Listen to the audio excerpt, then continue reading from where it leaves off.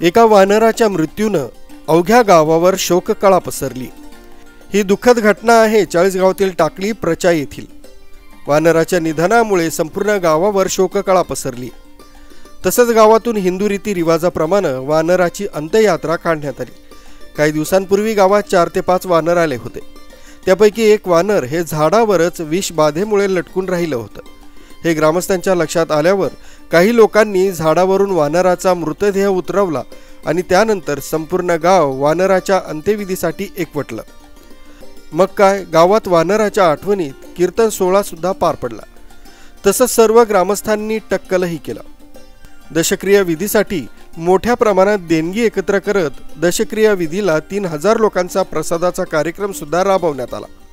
टाकली प्रचा गावानं वानरावर दाखवलेल्या या प्रेमाची संपूर्ण चाळीसगाव शहरात चर्चा सुरू होती। दीपक जाम, चाळीसगाव स्पीड न्यूज, चाळीसगाव।